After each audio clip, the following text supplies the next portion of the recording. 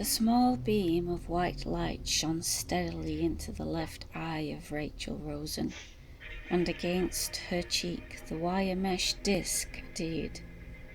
She seemed calm. Seated where he could catch the readings on the 2 gauges of the Voigt Kompf testing apparatus, Deckard said, "I'm going to outline a number of social situations. You are to express your reaction to each as quickly as possible. You will be timed, of course." "And of course," Rachel said distantly, "my verbal responses won't count. It's solely the eye muscle and capillary reaction that you'll use as indices. But I'll answer. I want to go through this and..." She broke off. "Go ahead, Mr. Deckard." Rick, selecting question 3, said, "You were given a calf skin wallet on your birthday. Both gauges immediately registered past the green and onto the red. The needles swung violently and then subsided." I wouldn't accept it, Rachel said. "Also, I'd report the person who gave it to me to the police." After making a lot of notation, Rick continued, turning to the 8th question of the Voigt Kompf profile scale. "You have a little boy, and he shows you his butterfly collection, including his killing jar. I'd take him to the doctor." Rachel's voice was low but firm. Again the twin gauges registered, but this time not so far. He made a note of that too. "You're sitting watching TV," he continued, "and suddenly you discover a wasp crawling on your wrist." Rachel said, "I'd kill it." The gauges this time registered almost nothing, only a feeble and monetary tremor. He noted that and hunted cautiously for the next question. "In a magazine you come across a full-page colour picture of a nude girl," he paused. "Is this testing whether I'm an android," Rachel asked tartly, "or whether I'm homosexual?" The gauges did not register. He continued, "Your husband likes the picture." Still the gauges failed to indicate a reaction. "The girl," he added, "is lying face down on a large and beautiful bearskin rug." The gauges remained inert, and he said to himself, an android response, failing to detect the major element, the dead animal pelt.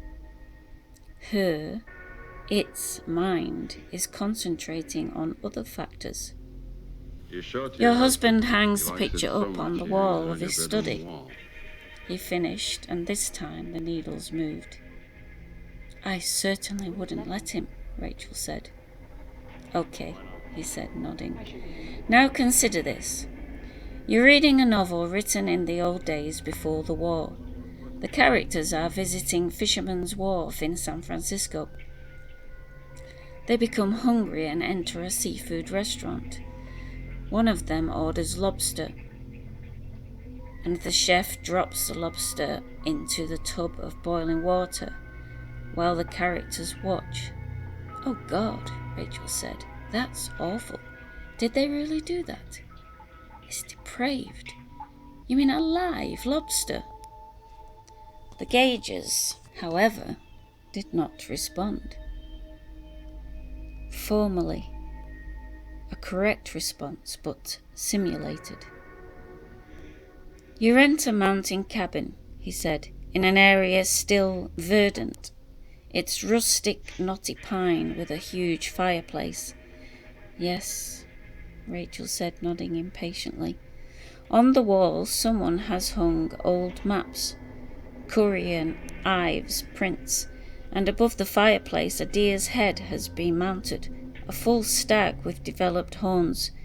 The people with you admire the decor of the cabin, and you all decide..." "Not with the decor head," Rachel said. The gauges, however, showed an amplitude within the green only. You became pregnant, Rick continued, by a man who has promised to marry you. The man goes off with another woman, your best friend. You get an abortion and... I would never get an abortion, Rachel said. Anyhow, you can't. It's a life sentence and the police are always watching. This time, both needles swung violently into the red. How do you know that? Rick asked her curiously. About the difficulty of obtaining an abortion. Everybody knows that, Rachel answered. It sounded like you spoke from personal experience. He watched the needles intently. They still swept out a wide path across the dials. One more. You're dating a man and he asks you to visit his apartment. While you're there, he offers you a drink. As you stand holding your glass, you see into the bedroom. It's attractively decorated with bullfight posters, and you wander in to look closer.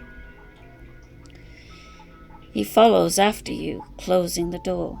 Putting his arm around you, he says... Rachel interrupted. What's a bullfight poster? Drawings, usually in colour and very large, showing a matador with his cape, a bull trying to gore him. He was puzzled. How old are you? He asked. That might be a factor. I'm 18, Rachel said. Okay, so this man closes the door and puts his arm around me. What does he say? Rick said. Do you know how bullfights ended? I suppose somebody got hurt. The bull at the end was always killed. He waited, watching the two needles. They palpitated restlessly, nothing more. No real reading at all. A final question, he said, 2-part. You're watching an old movie on TV, a movie from before the war. It shows a banquet in progress. The guests are enjoying raw oysters. Ugh, Rachel said. The needles swung swiftly. The entree, he continued, consists of boiled dogs stuffed with rice. The needles move less this time, less than they had for the raw oysters.